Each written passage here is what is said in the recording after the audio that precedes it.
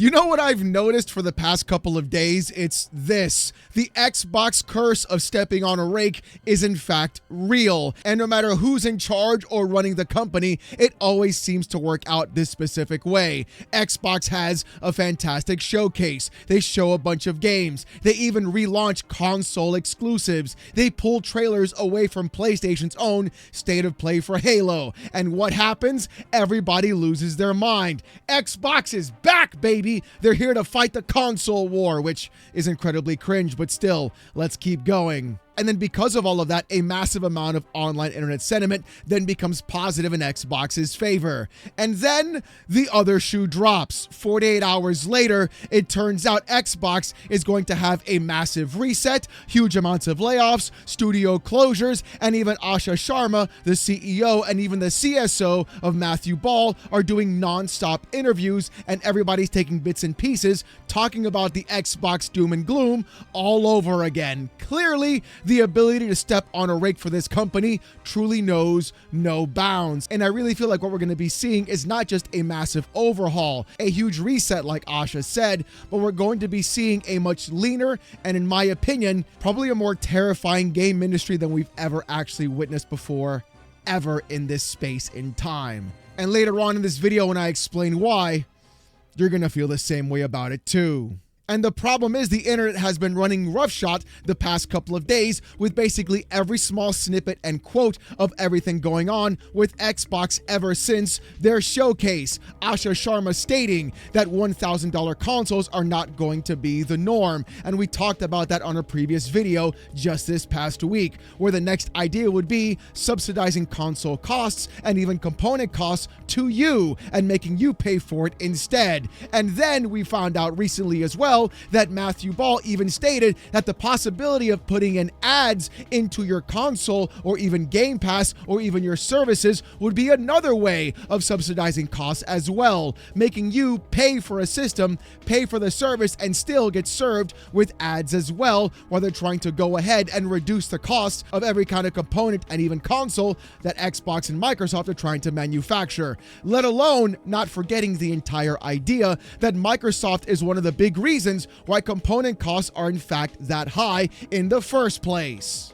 But I think the wackier part of all of this going on aren't just the interviews and everything else. I think the more insane piece that's happening is the ridiculous amount of transparency that Asha Sharma is in fact placing on us. For some reason, I don't know how and I don't know why, this woman goes out and just straight up says things, and people are either taking it in a positive way or a negative way. Me, I see it as a positive, mostly because there's been too much secrecy in the gaming industry, and I really feel like having an open and honest CEO of what's going on with a brand millions of people actually enjoy is in fact a good thing. Unlike when we saw with PlayStation take multiple days or even a week to talk about what's going on with the insane DRM policy that we all had to deal with just a couple of weeks back. Having a more open and honest CEO, a more direct line of communication can be a good thing, but it could also backfire as well.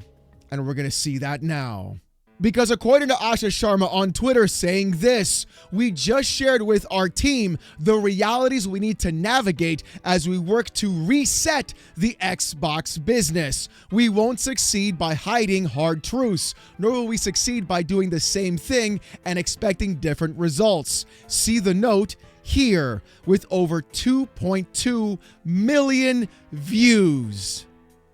Now look, I'm going to be honest. The first thing I think about when I hear the reset of Xbox is going to be layoffs and studio closures, and that is going to be pretty insane to see. I'm not going to be sitting here talking about who's going to get closed down or what's going to actually happen because we don't even know what's going to be occurring just yet. But the words resetting of Xbox really is something apparent of what's been happening. And even in Asha Sharma's letter, there is a lot of information going on about what possibly happened in the previous leadership administration of that company as well. And it kind of really puts things into perspective. Remember how we talked about that 30% profit margin that was placed placed onto Xbox. Well, apparently Asha doesn't have to deal with that. And I really feel like that was placed on there because of the insane business practices that were happening inside of Microsoft overall and their ridiculous bets on AI as well, and forcing other branches of that company to refill all those gaps. But Asha Sharma's letter has a couple of points that I really want to look at.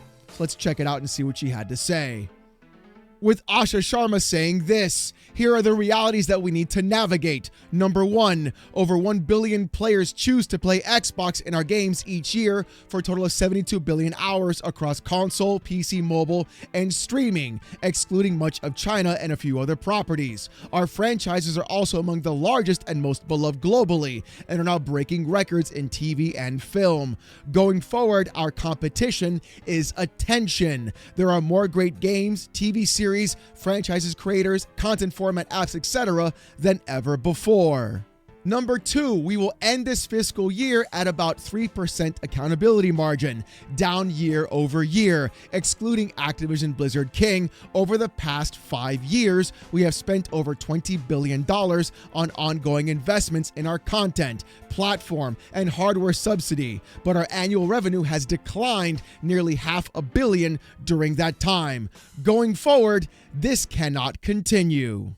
A couple of things right off the bat before we keep going. Number 1, they are in fact talking about the attention economy that everybody is in fact dealing with. Remember a couple of months back when Satya Nadella said that our competitor isn't PlayStation and Nintendo, it's actually TikTok, and people on the internet actually lost their minds about this, truly incapable of understanding what's happening in the entertainment space? Well, Asha Sharma just confirmed that right here in her own letter for the next 100 days. Literally admitting that, truth be told, everybody's attention is in fact the economy right now. I'm fighting for your attention on this video. We're also fighting for video game attention, TikTok, YouTube, Twitter, and everything else across the board. Netflix and everybody else knows this. To be so completely incapable of understanding what these people are saying and what's actually going on in the entertainment space truly makes no sense whatsoever. And if Asha Sharma really wants to compete in this attention economy, they're going to have to put out better games overall. And then comes the 3% accountability margin. That's right. Xbox and Microsoft could have literally put all of that money into a high-yield savings account and made more money back than they would have just running the Xbox division. 3% for an accountability margin is actually insane and really goes to show that this company was being run into a completely different direction that everybody was not ready for. Hell, even I wasn't ready for. Was Xbox at 3% accountability margin the entire time, or just going down to that 3% so they had to make drastic changes, or else everything would get shut down? I honestly don't know. And truth be told, in my opinion, if it wasn't for Activision Blizzard King, we probably wouldn't even have an Xbox division right now at this moment in time. I really feel like ABK and COD may have saved the day quite a bit. But there's even more that Asha said, so let's keep going. Number 3, we are in a hardware component crisis. When I joined as CEO in February, the price we paid for console storage components was 2 times as high as what we paid last fall. These costs have since doubled again, and as we plan for 2027 holiday season, we expect another significant price increase, taking us over 5x the prices we paid only 2 years earlier. Memory costs have followed a broadly similar trajectory. While the entire industry is facing component crises, we believe we have been impacted more greatly than many of our peers due to the choices we made over the last half decade. We are currently unable to make many consoles as players want to buy, and we need a new business model and partnerships for hardware as we remain committed to Helix. Number 4, we expanded our studio system when we needed a pipeline of content to meet multiple strategies across subscription, streaming, and devices. In the process, we have found ourselves overextended as we executed on changing strategies in a landscape of more readily available content. We are the fortunate stewards of industry-defining franchises that have enormous potential and player demand, but we have not adequately funded them to compete and win. At the same time, as we saw this past weekend at Showcase, a reliable of pipeline first and third-party exclusives and new IP are critical to our success. We need to reassess the balance between these and our investment priorities for the next 5 years. And let's talk about this part real quick as well, by the way. The component crisis is impacting practically everyone. If people truly believe that next gen you're going to be seeing a $499 console, honey, you've got a big storm coming. Video games have now become, and even console gaming has now become, a more luxury hobby than ever before. I would dare even say incredibly close to what we were paying back in the 80s and early 90s, depending upon the value of the dollar as well, where we're looking at $1,000 systems after buying the disk drive or paying for online or doing anything else in that space, where the total package cost could well exceed that $1,000 mark. We're even watching and witnessing as the potentiality of the Steam machine even costing well above what the Steam Deck OLED is right now, even at $950. Basically, everybody is sweating bullets about this, and it's not a good sign at all. And it also is a problem that Microsoft helped create this issue as well, which is impacting everyone across the board. The fact that they are still moving forward with Helix is a good thing, but I'm really concerned at what the price is going to be for that system and what you can build on your own as a PC instead. And that's going to be the big problem overall of what people are going to be looking at. And then comes the real kicker about all of this, the content pipeline. Microsoft and Xbox were not building a content pipeline at all, even after they purchased ABK. The biggest W and win would have clearly been to put every single Call of Duty, from the original all the way to the newest one, right into Game Pass the day that they bought ABK, but they still haven't done it. I literally asked and begged and pleaded for a prototype remaster, remake, or re-release of what's going on right now. Literally everybody is looking for that good classic game to feel good again. And if you think I'm wrong, look at the views on the Spyro trailer. Literally insane. Actually mogging God of War, even though nobody really likes the new God of War Le Fay. And if you do, listen, then we got to talk about your taste in video games. Let's be real about this, shall we? Xbox has all the IPs, they have all the licenses, they have everything they need to truly make phenomenal games again. And the thing is, they haven't done any of that ever since they bought ABK all those years ago. It's been sitting there stagnant, and they've been doing nothing but rolling over and collecting microtransaction money and just putting out COD every single time. Clearly, there's a lot more that they could be doing in this space and providing more content to their users or even gamers in general, which would be a good thing overall and really provide a reason for people to go out and buy an Xbox as well, or sign up for Game Pass if they're on PC on top of that. And I think that's the big key that's been missing the entire time. And finally, Asha says this: our current platform infrastructure is not built for the battle ahead. Our systems are overly complex, spanning hundreds of dependencies, which hinders our ability to move fast. We've become too reliant on vendors to operate our systems and must be more self-reliant as an engineering culture to build for the future. We must increase the value we ship to players while decreasing the time it takes to do so.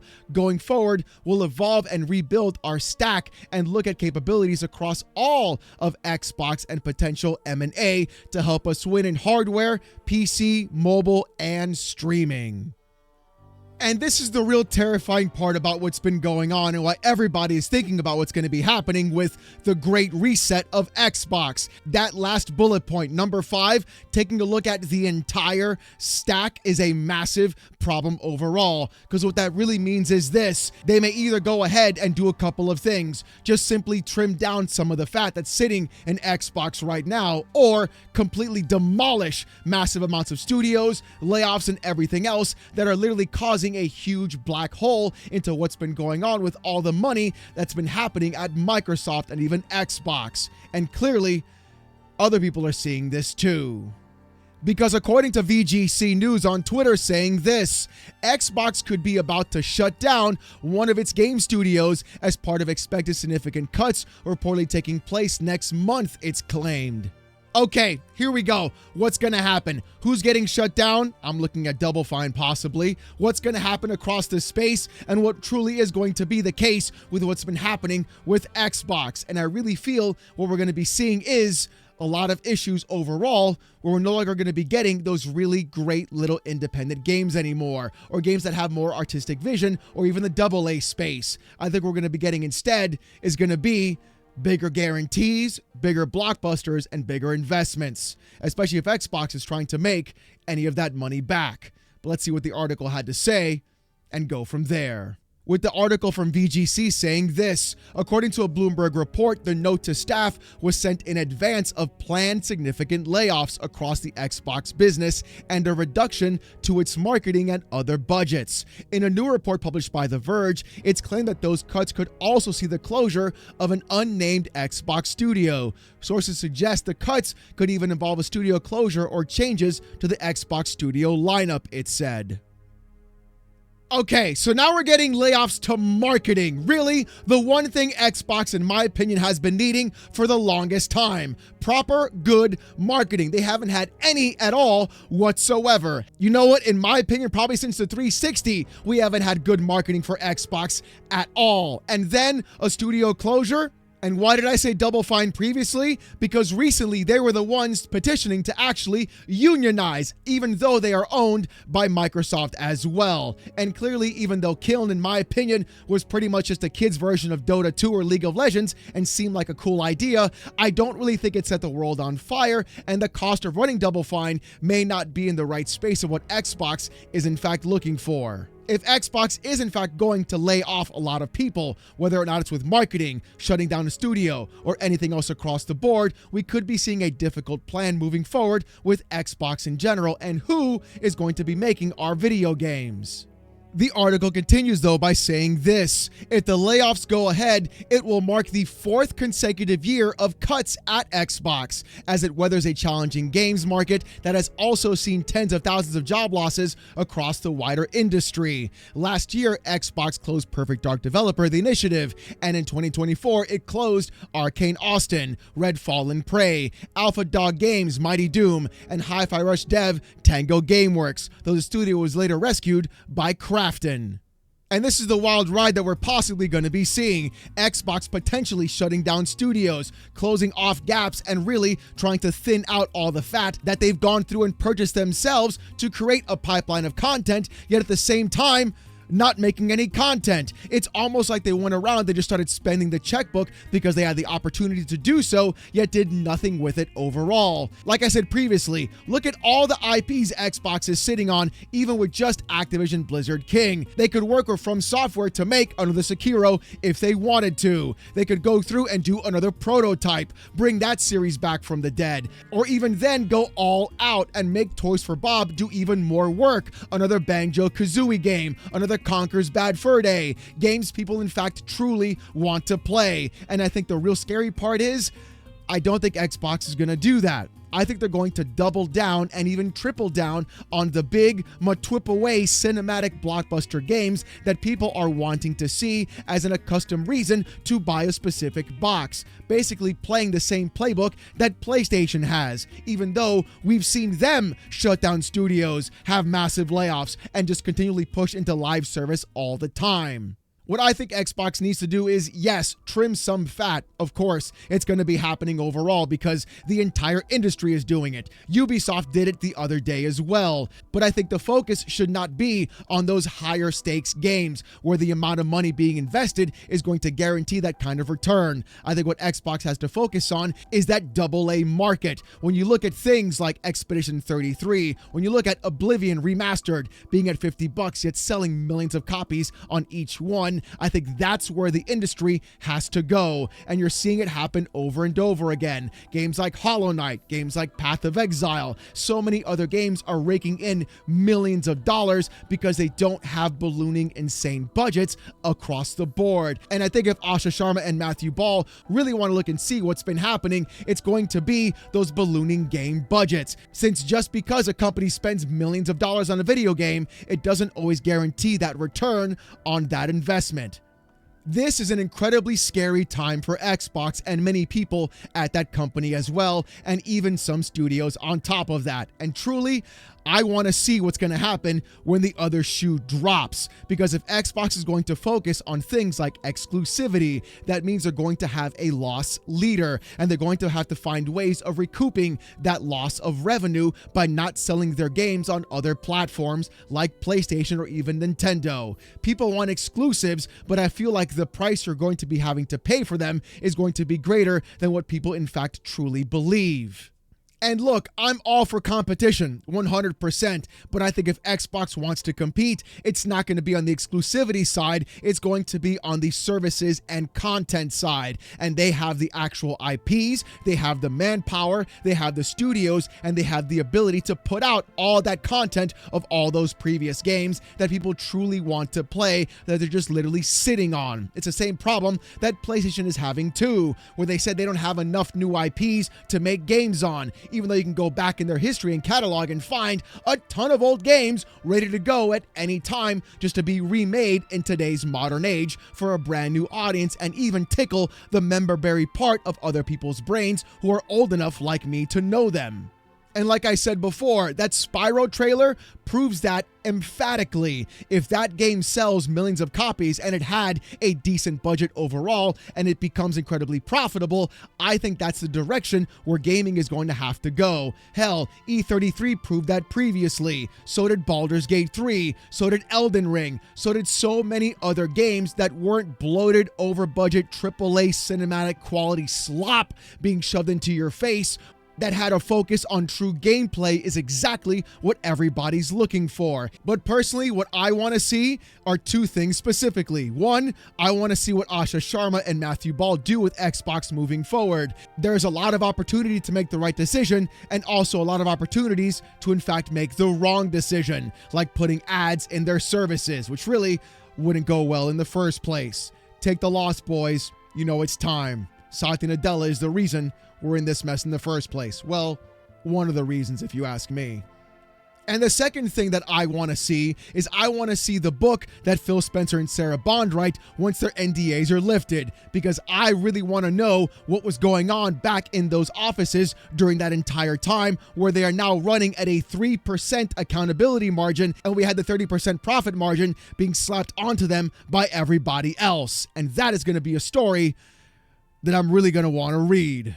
But you know what? I want to hear what you guys got to say about this in the comments section down below. Do you think the Xbox reset is real? Do you think they're going to be doing a lot more layoffs and studio closures than we're even expecting? Or are you happy that Xbox is going to be reset into something completely different of what we're seeing right now? I want to hear what you've got to say. And speaking about what you got to say, here's the comment of the day from yesterday's video, with Tino Carvajal 4445 saying this: piracy is going to be the #1 thing.